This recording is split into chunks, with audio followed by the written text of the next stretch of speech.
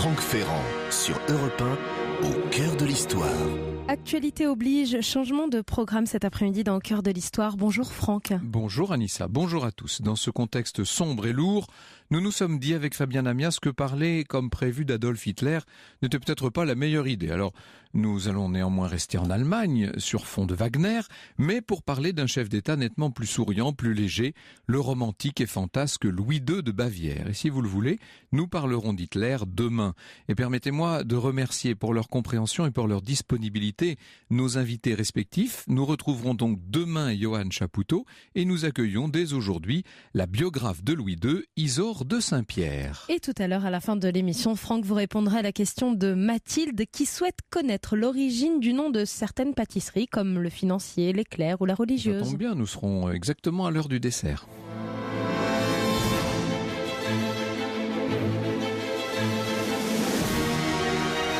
Europe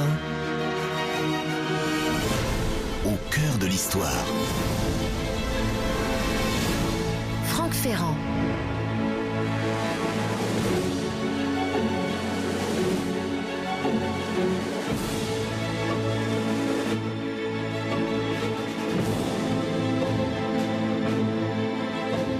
1868, Louis II est roi de Bavière déjà depuis 4 ans et il fait part de son intention de construire un château sur un piton rocheux, vraiment en à-pic sur un ravin, à l'emplacement de 2 anciens châteaux forts.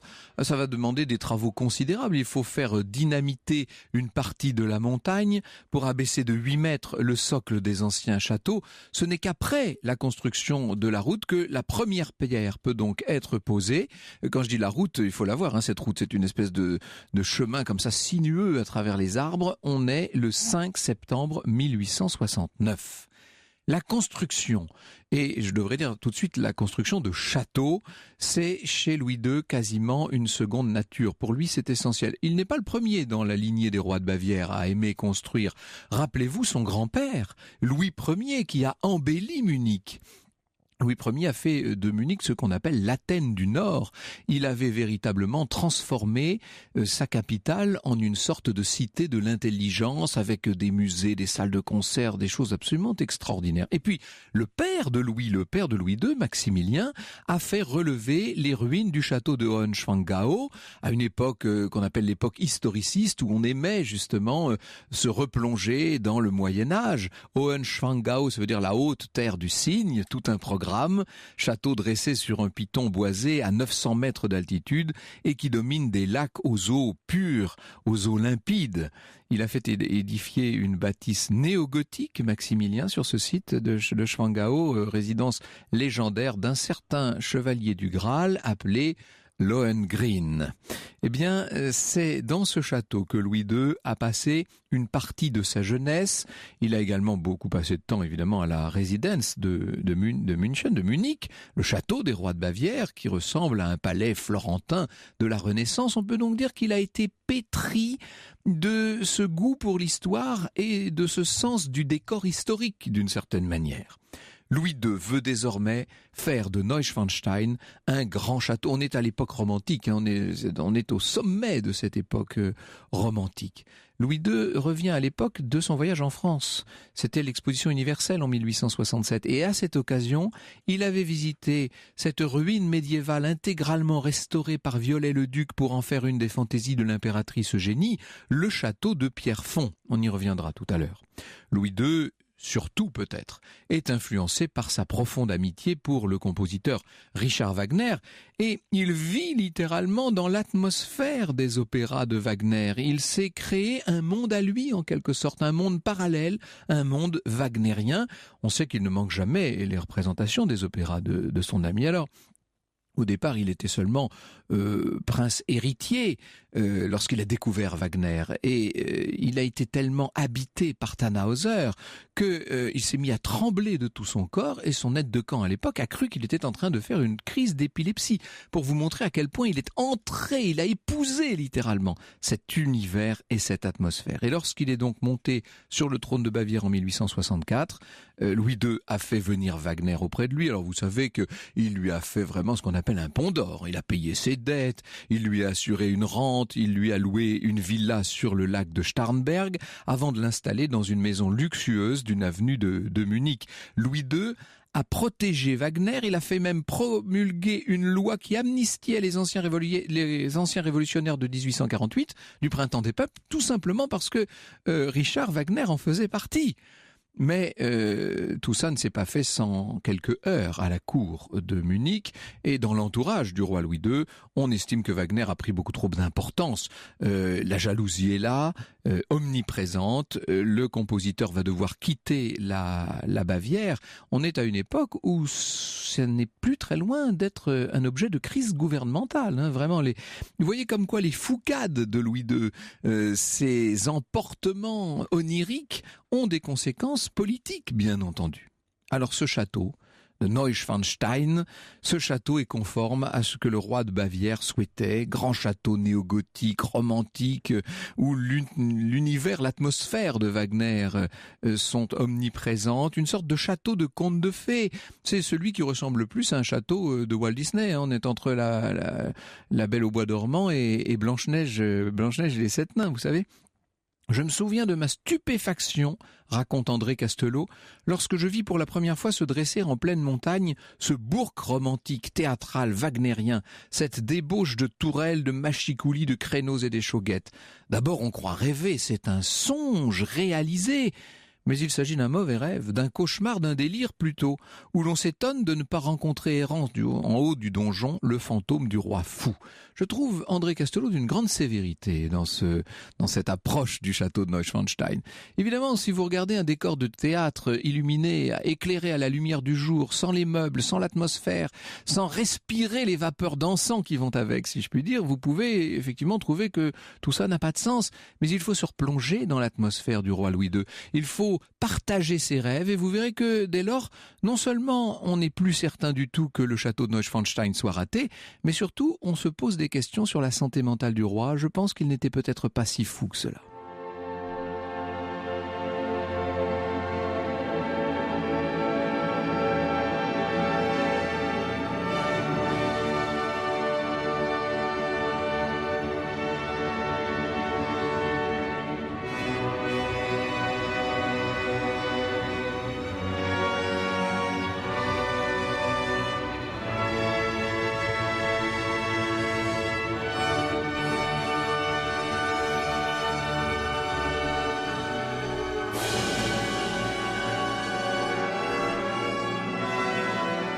Un extrait de Lohengrin, l'opéra de Richard Wagner à l'instant sur Europe 1. Richard Wagner dont Louis II et de Bavière était le mécène. Louis II de Bavière qui est au cœur de l'histoire cet après-midi sur Europe 1. Restez avec nous, Franck Ferrand revient dans un instant. L'histoire sur Europe 1, c'est avec Franck Ferrand. Franck Ferrand, 14h, 15h sur Europe 1. Et cet après-midi, Franck Ferrand, vous nous faites partager l'univers de Louis II de Bavière, qui, on l'a vu il y a quelques minutes, avait une passion folle pour les châteaux. Il en a fait construire plusieurs et certains le prenaient pour un fou. Hein. Oui, mais parce que, vous savez, il n'avait pas tout à fait le sens commun au sens plus petit commun dénominateur. Louis II n'a séjourné en tout que 170 jours au château de Neuschwanstein, mais il en a fait un décor qui, aujourd'hui encore, et nous en parlerons dans un instant avec Isolde de Sampierre, qui aujourd'hui encore fait affluer du monde entier des hordes de touristes qui enrichissent son ancien royaume de Bavière, au demeurant. Alors, il en a fait bâtir bien d'autres, des châteaux. En 1870, la date n'est quand même pas neutre, hein, c'est la fameuse guerre terrible entre la France et la Prusse, bien entendu, entre cet État qui veut devenir hégémonique, qui n'est pas encore l'Empire allemand, et puis la France de Napoléon III. Louis II décide à ce moment-là de lancer la construction d'un second château, d'un deuxième, devrais-je dire, parce qu'il y en aura d'autres, celui de Linderhof. Il choisit une vallée près de la frontière autrichienne. Le pavillon de chasse est rebaptisé Maikost Etal, Alors vous allez dire c'est un drôle de nom, mais oui c'est une anagramme en fait. Louis II s'amuse beaucoup il joue avec les mots, il joue avec les symboles et il voue une véritable passion à Louis XIV. Et Tmei Kost Etal, c'est l'anagramme de l'État c'est moi tout simplement. Le château est de style rococo bavarois, le moins qu'on puisse dire est que l'intérieur est assez indigeste. L'extérieur fait penser rapidement, dans le brouillard, si je puis dire, fait penser au petit Trianon de Versailles. Alors évidemment, on est très loin de la splendide pureté du petit Trianon, mais c'est à peu près la même échelle, c'est à peu près la même conception générale. Et pour cause, ce projet est là précisément pour concrétiser la passion de Louis II pour cette France et pour cette monarchie des grands siècles, Louis XIV et Louis XV réunis. Quand vous feuilletez je vous rassure, en facsimilé, le journal de Louis II, vous voyez que presque à toutes les pages, il invoque le roi Louis XIV, il invoque le roi Louis XV, qui étaient en quelque sorte pour lui comme des modèles, comme des guides. Évidemment, le moins qu'on puisse dire est qu'il n'a pas été à la hauteur de ces modèles, mais en tout cas, il essayait de bien faire, il inscrivait ses pas dans les leurs incontestablement. D'ailleurs, il est revenu en France.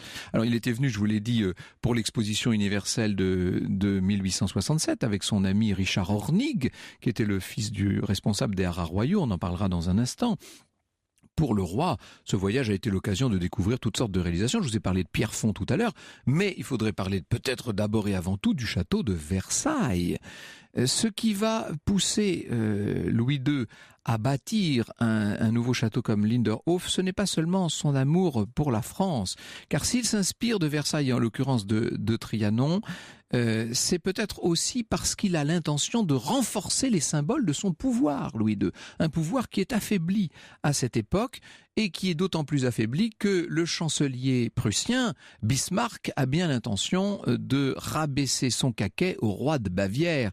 Ce que veut Bismarck, c'est que tous les princes et rois allemands s'allient autour de la couronne de Prusse pour créer cet empire allemand, une sorte de super empire de 25 anciens États. Et ça, Louis II n'en veut pas. Il va résister à Bismarck et entre nous soit dit, à ma connaissance, il est le seul souverain allemand à avoir résisté à Bismarck et à Guillaume Ier.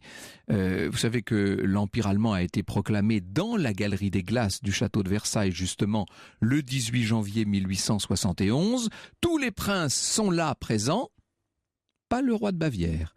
Louis II a fait savoir qu'il avait une rage de dents et il a envoyé son petit frère à sa place. Donc c'est une période difficile pour lui. Je vous ai dit que Richard Wagner était en exil, il lui manque bien entendu. C'est la guerre entre la France et l'Allemagne et la Prusse qui va aboutir à la création de cet empire allemand au détriment des souverainetés allemandes. Ne parlons pas de l'état de santé de ce frère cadet, le prince Othon, dont l'équilibre mental commence à faire craindre pour sa santé, et du reste, Othon finira interné au château de Fürstenried. Il est tout simplement malade mental, il faut le dire. Et puis il y a eu ses fiançailles, pour parler de la vie privée de Louis, ses fiançailles avec Sophie Charlotte, relation très difficile. Les fiançailles ont été rompues, et pour cause, vous savez que Louis II n'aimait pas les femmes, et il avait cette relation beaucoup plus excitante pour lui avec Richard Hornig, justement. Donc, le souverain est dans un état de tension nerveuse extrême, aggravé lui-même par des problèmes de santé. Il a dit qu'il avait une rage de dents, mais c'est vrai qu'il a une très mauvaise dentition qui engendre souvent des maux de tête. Sa vie n'est qu'une suite d'insomnie. Il va aussi subir des chutes de cheval qui aggraveront les choses. Enfin, c'est difficile pour lui, cette période. Et au moment où commence la construction de Linderhof, Louis II est convaincu que ce sera pour lui l'occasion de tourner la page, de remettre sur pied et son royaume et sa propre vie. Il va organiser des représentations théâtrales privées, tout à fait dans l'esprit d'ailleurs de la monarchie française. Il fournit lui-même les canevas d'un certain nombre de pièces, et alors il tient à ce que l'exactitude historique soit scrupuleusement respectée. Ce qu'il voudrait, entre nous soit dit à travers ces pièces de théâtre, c'est plutôt qu'on reconstitue cette cour de France dans laquelle il finit par vivre quasiment par procuration. D'ailleurs, il va retourner à Versailles. Le 20 août 1874, le voilà de retour à Paris. Évidemment, il met un peu les chancelleries sur les dents. C'est un voyage, même si c'est un voyage privé, c'est un voyage de chef d'État. Vous imaginez bien qu'on est juste après la guerre de 70 et qu'un roi allemand qui débarque à Paris n'est pas bien reçu. La presse ne l'épargne pas. Il est accusé de n'avoir rien fait pour empêcher le conflit de 70. Il est accusé surtout de bénéficier de fonds spéciaux qui lui sont versés par Bismarck. Peu importe, Louis II est ailleurs. Une fois encore, il est dans ses rêves. Il se rend au château de Versailles. Juste trouve qu'il est au château de Versailles au moment de son anniversaire, en août 1874. Et la Troisième République naissante, bonne fille, va faire donner les grandes eaux pour la circonstance. Après quoi, Louis II rentre chez lui en Bavière avec de nouveaux rêves plein la tête. Et cette fois, il a bien l'intention de faire construire en pleine Bavière un deuxième château de Versailles. Louis II est au cœur de l'histoire cet après-midi sur Europe 1. Vous pouvez bien sûr réagir à cette émission, poser vos questions à Franck Ferrand et son invité. Ça se passe sur Facebook, sur la page Au cœur de l'histoire, ou sur Twitter avec le hashtag ACDH. Franck Ferrand et Louis II de Bavière reviennent dans un instant. Europe 1, au cœur de l'histoire. Franck Ferrand, 14h, 15h sur Europe 1. Et c'est le parcours de Louis II de Bavière que vous nous racontez cet après-midi sur Europe 1. Franck Ferrand, alors on vient de le voir il y a un instant, après sa visite en France, à Versailles, Louis II de Bavière a à nouveau un projet de château pharaonique. Oui, il veut reconstruire Versailles, tout simplement. Il est animé, ce roi, d'une sorte de fièvre bâtisseuse. En mai 1878 commence donc la construction du troisième grand château, Herrenchiemsee. Louis choisit un site admirable des Préalpes, raconte Isor de Saint-Pierre, l'île de Herrenwürth, en milieu du paisible lac de Chiemsee, le plus vaste de Bavière. Cette fois encore, Louis a voulu tout superviser, s'intéressant à chaque détail, discutant interminablement des plans avec l'architecte. Alors, on ne reconstruit que le corps central du château de Versailles, on laisse tomber l'aile du Midi et l'aile du Nord, mais enfin quand même, c'est gigantesque. C'est tellement gigantesque, c'est même un peu plus grand que l'original. La galerie de Herrenchiemsee fait 25 mètres de plus. D'ailleurs, il y a cette scène magnifique dans le Ludwig de Visconti, où l'on voit Romy Schneider interprétant son célèbre rôle de Sissi, la cousine de Louis, visitant Herrenchiemsee et partant d'une sorte de rire interminable devant l'accomplissement par son cousin de ce qui est un rêve fantasque, il faut bien le dire. Alors, entre-temps, un autre chantier a été terminé, c'est le palais des festivals de Bayreuth, à l'été 1876. Depuis très longtemps, Wagner estimait qu'il avait besoin d'un théâtre qui soit en quelque sorte un théâtre adapté au type nouveau d'opéra qu'il avait conçu. Louis II voulait l'aider, il était enthousiaste, évidemment, il voulait absolument y arriver, sauf que, inutile de vous dire que les ministres bavarois ont longtemps rechigné, traîné des pieds, ils jugeaient le théâtre beaucoup trop onéreux, et puis il leur a fallu céder. Et ils ont fini par accepter la construction de ce palais extraordinaire, de ce théâtre de Bayreuth. Louis II arrive donc pour l'inauguration, il arrive incognito, dans la nuit du 5 au 6 août, alors qu'on est en 76, alors que les officiels attendent son arrivée à la gare, le train bleu et or du roi a fait halte en rase campagne, à quelques kilomètres de Bayreuth, parce qu'il avait rendez-vous avec Richard Wagner. Dites-vous que les deux hommes ne s'étaient pas vus depuis 8 ans, ils tombent dans les bras l'un de l'autre, c'est un grand moment, ce sont des retrouvailles, et Louis II va assister à la représentation de l'Or du Rhin, il y assiste seul. Il avait demandé qu'aucun souverain, aucun officiel ne vienne à l'inauguration pour ne pas être dérangé, pour pouvoir profiter pleinement et seul du nouveau joujou, si je puis dire, de la beauté de cette salle. Et puis, il y a encore plein d'autres projets, sauf que Louis II ne va pas aller beaucoup plus loin. Neuschwanstein, à l'époque, est toujours en chantier. Bayreuth a été un gouffre financier. Herrenchiemsee se concentre maintenant des dépenses phénoménales. Et en 1883, les seules dépenses consenties aux constructions, c'est-à-dire 4 millions de Deutschmark de l'époque, excèdent les revenus annuels de la caisse civile royale, de ce qu'on appellerait nous la liste civile. Le roi à l'époque ne séjourne plus qu'à Linderhof, puisque les deux autres châteaux sont en chantier. Et après la mort de Wagner, en 1883, la vie à Linderhof devient vraiment très pénible. Le roi est devenu très irascible, très exigeant, complètement paranoïaque. Il essaie de faire des emprunts pour essayer de combler les vides dans les caisses. Les travaux des châteaux sont donc interrompus, alors que lui, en même temps, est en train de faire de nouveaux plans. Il dessine des croquis pour un énorme château gothique, pour un palais chinois sur le Planzé, pour un édifice de style byzantin, etc. Il ne voit pas de limite à cette fièvre bâtisseuse. Si je ne devais plus construire, je ne pourrais plus vivre, dit-il. La suite, la suite, on la connaît.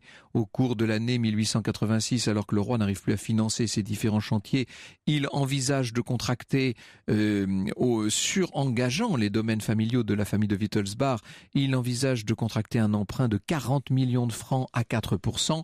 Là, le Conseil considère que ça devient vraiment inquiétant. On va confier une régence au prince Luitpold et le Conseil de Bavière va décréter son roi fou. C'est comme ça, cette idée du roi Louis II qui est fou. Vous savez, il sera arrêté dans son château de Neuschwanstein et conduit au château de Berg le 10 juin 1886. Et puis, le dimanche 13 juin, le dimanche de Pentecôte, le roi demande le docteur Guden, celui qui a signé sa déclaration en disant qu'il était fou, pour une promenade sans escorte. Les deux hommes s'enfoncent dans le brouillard et vous savez qu'on ne les reverra jamais vivants. Même la mort de Louis II ressemble à un final d'opéra. Même cette mort est un mystère romantique. Bonjour Isidore de Saint-Pierre. Je suis ravi de vous recevoir. Merci de vous être rendu disponible alors que nous ne devions nous voir qu'un peu plus tard. Et nous allons avec vous revenir sur les méandres magnifiques de la psychologie complexe de ce roi. Europe 1, au cœur de l'histoire. Franck Ferrand, 14h, 15h sur Europe 1.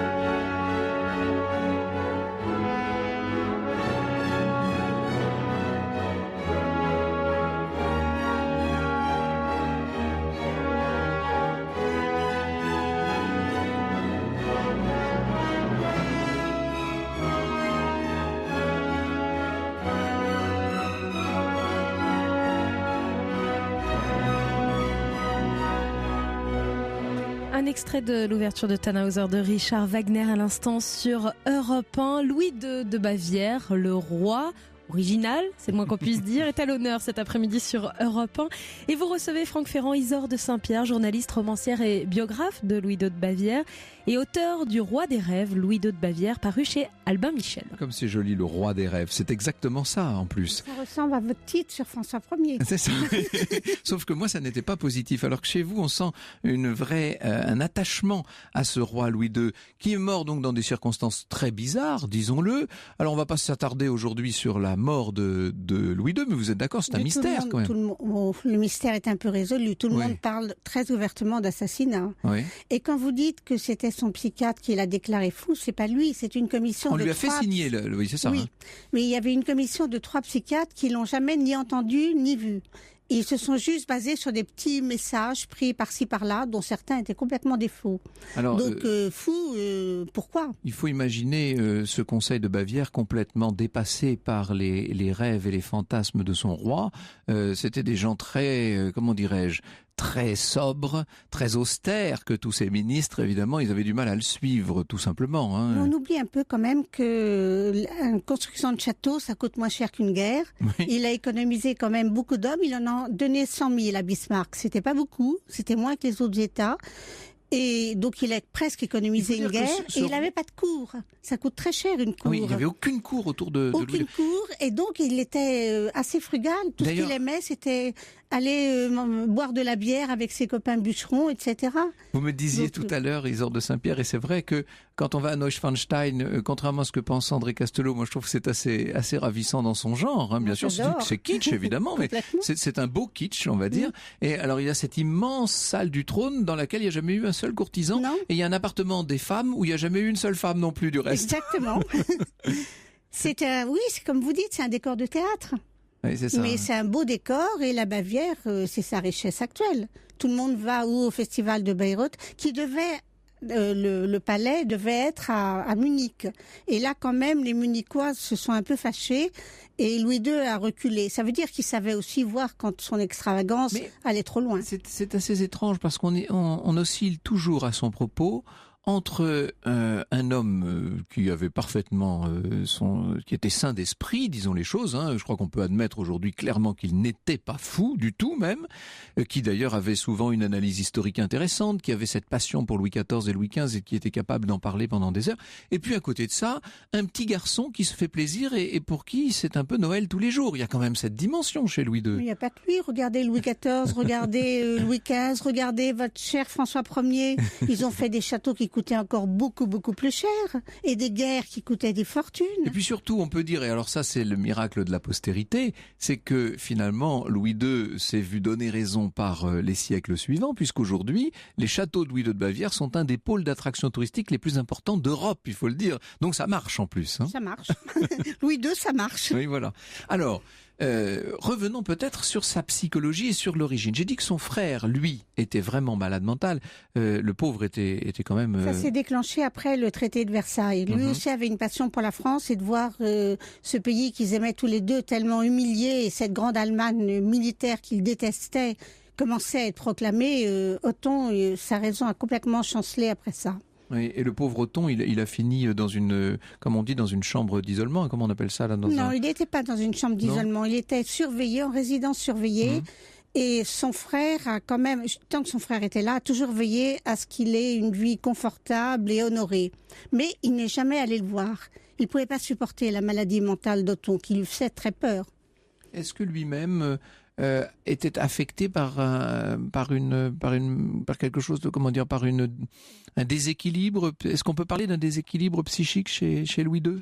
Il a quand même eu une enfance très singulière parce qu'il n'était pas beaucoup à la résidence. Il était surtout, mais je sais pas, votre accent formidable, à Hohenschwangau, où les petits princes se levaient à 5h du matin et étudiaient jusqu'à 19h le soir. C'était de la folie, même tout petit. Et il a été complètement privé d'amour maternel parce que... il faut parler de sa mère, de leur mère, devrais-je dire. Marie de Prusse était une princesse allemande psychorigide et protestante. Elle s'est convertie plus tard pour essayer de se rapprocher un peu de son fils, mais c'était beaucoup trop tard.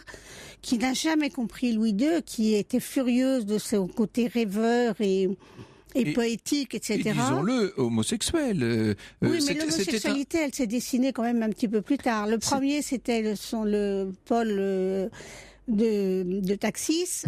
Ça a été son premier amour, un amour d'adolescent. Même quand il était petit garçon et que ça se dessinait pas encore tellement, elle l'aimait pas, elle comprenait rien. Elle était...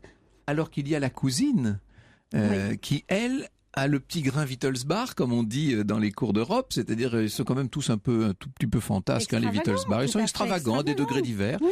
Et elle était comme ça, si, bien entendu. Elle était impératrice d'Autriche, s'il vous plaît. Elle avait une vraie tendresse pour son cousin et c'était réciproque. Oui, ils s'adoraient.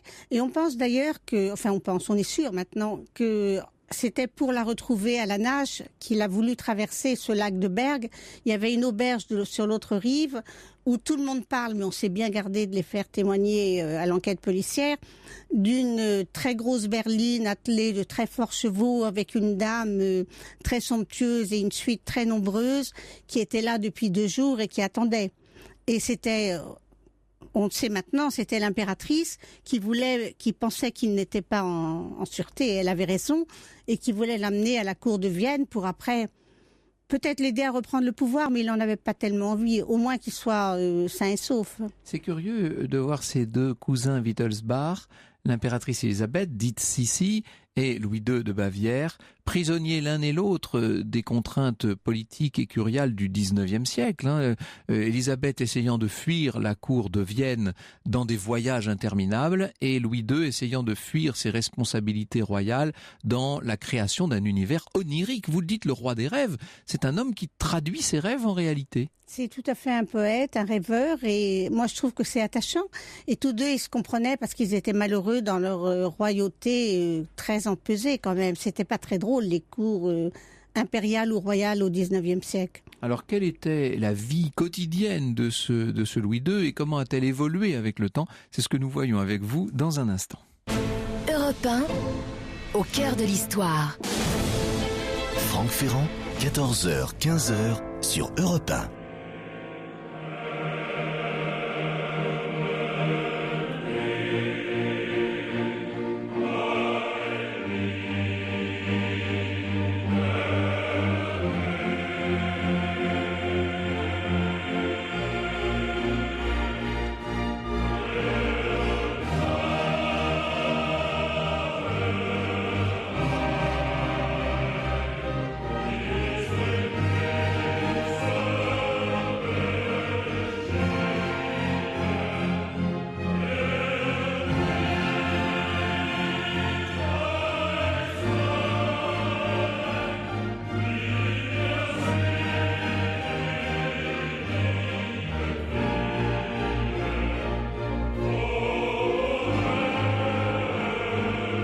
Extrait des chœurs des pèlerins Tannhäuser de Richard Wagner. Richard Wagner qui était un ami proche du roi Louis II de Bavière, et on en parle cet après-midi sur Europe 1 avec votre invité Franck Ferrand. Vous recevez Isolde de Saint-Pierre, journaliste, romancière et biographe. Et auteur du Roi des rêves, Louis II de Bavière chez Albin Michel.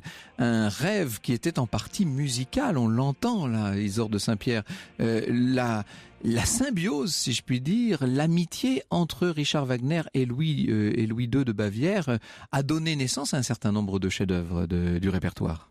Oui, quand ils se rencontrent, c'est le premier acte de Louis II de Bavière qui était roi à 18 ans. Et son premier acte a été de faire retrouver Wagner, qui était en fuite pour dette, qui passait d'un état à l'autre. Il commençait à se porter très mal, si l'on peut dire. Il avait même rédigé son épitaphe. Il pensait, son opéra s'était joué à Paris avec un certain succès, mais il n'avait pas rapporté un centime parce qu'il avait coûté trop cher. Il était couvert de dettes, poursuivi, il pouvait très bien finir en prison et il pensait qu'il était un homme fini. Il a 50 ans, Louis en a 18, et il voit tout d'un coup ce jeune roi qui met presque sa couronne à ses pieds et qui va lui permettre de faire cette œuvre surhumaine tout de même. Alors qu'il pensait que vraiment qu'il ne pouvait plus. Il était exténué, malade, fatigué, découragé, et Louis lui redonne une extraordinaire vitalité, et on peut dire que toute l'œuvre de Wagner, on la doit en grande partie à Louis II, oui. J'aime bien la façon dont vous procédez, Isolde de Saint-Pierre, parce que comme ça, mine de rien et touche par touche, vous nous avez dit que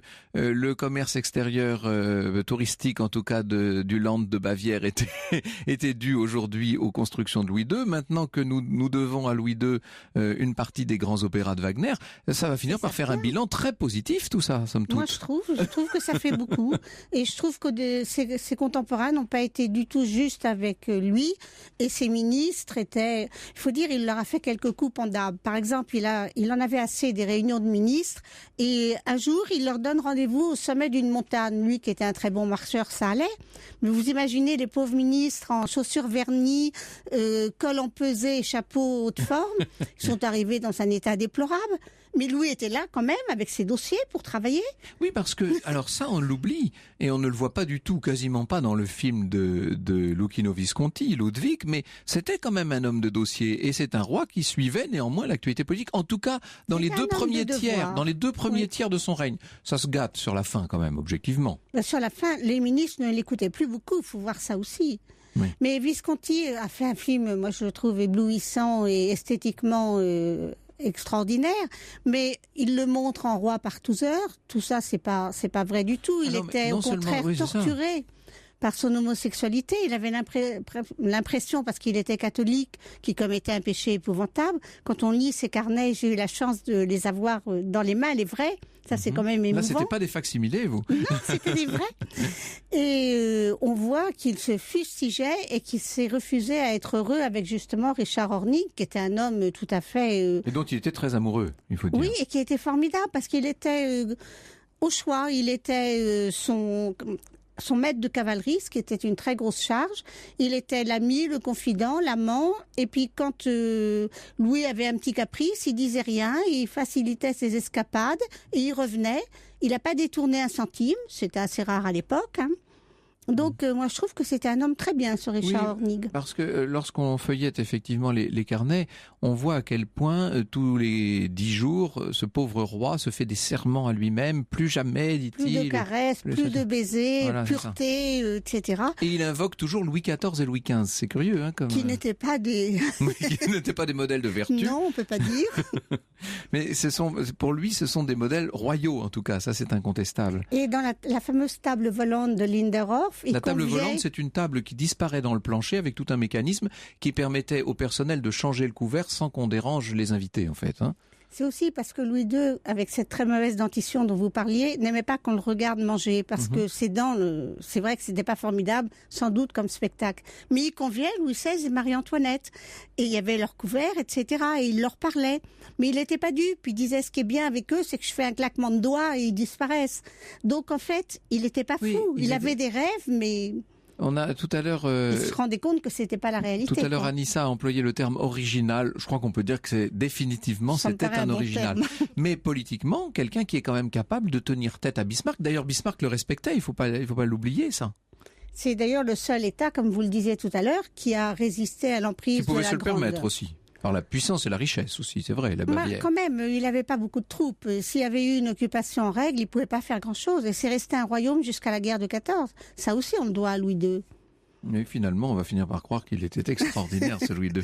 Mais je l'aime bien. Si vous voulez voir ce dont nous parlons aujourd'hui, la télévision va se charger de le faire et mon ami Stéphane Bern vous propose mardi 29 mars, le mardi 29 mars à 20h55 sur France 2, un numéro de Secrets d'Histoire consacré à Louis II de Bavière. Et alors là, le sous-titre, c'est pas mal, le roi perché. Il était perché à tous les sens du terme, finalement, Louis II. Oui, c'était à cause d'un titre de Libération qu'avait pris ça. Mais perché, ça veut dire fou. Alors c'est peut-être un petit peu excessif quand même. Oui. Mais c'est drôle.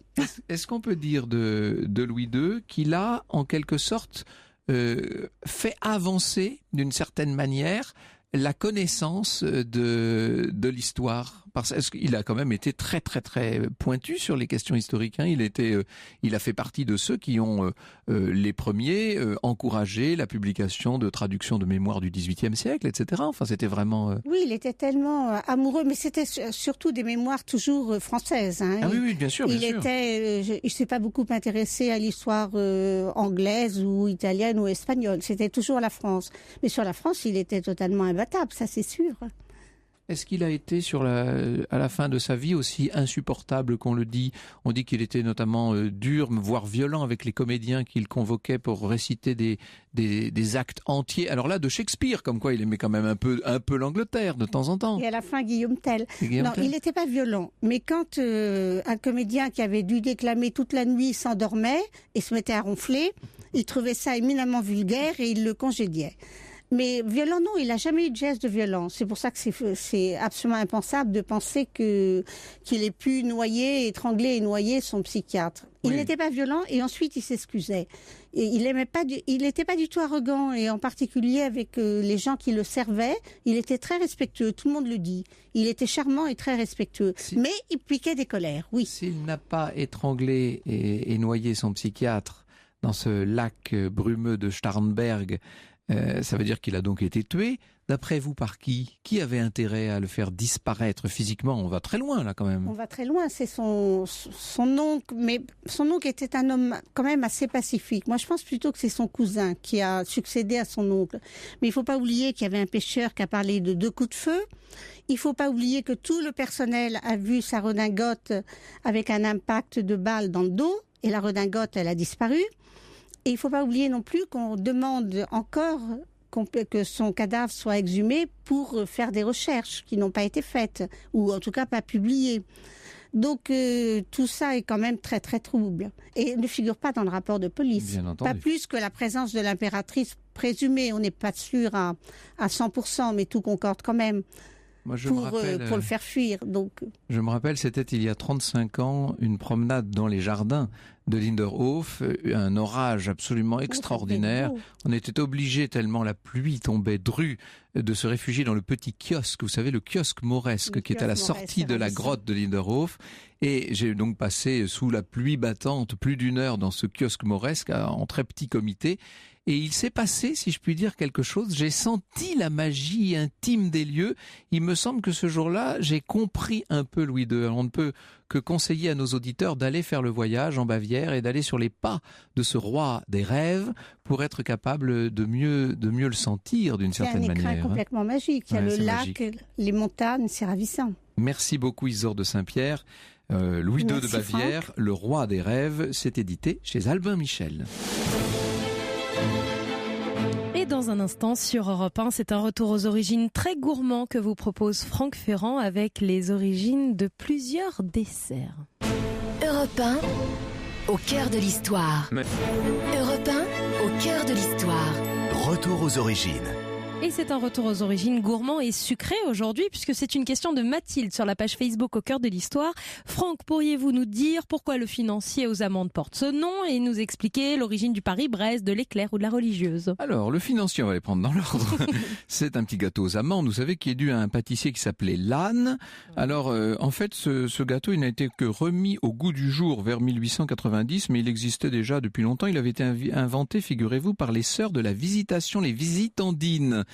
Alors le pâtissier en question était installé dans le quartier de la Bourse, vous me voyez venir. Donc sa clientèle se composait essentiellement de financiers, bien entendu, et c'était une petite pâtisserie. Le financier, c'est toujours du reste une pâtisserie nourrissante, facile à avaler, on ne se salit pas les doigts, bref, ça présente beaucoup d'avantages. Alors au départ, elle était ovale, cette pâtisserie, mais le pâtissier Lannes a eu l'idée de lui donner la forme d'un lingot d'or, évidemment. Alors là, le financier, on comprend encore mieux pourquoi.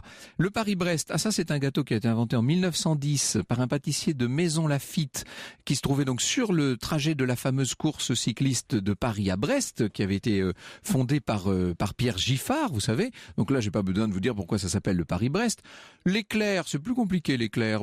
C'est simplement, semble-t-il, parce que ça se mangeait en un éclair. Et puis la religieuse, parce que le glaçage de cette superposition de petits choux à la crème fait penser grosso modo aux robes des religieuses, pense-t-on du moins.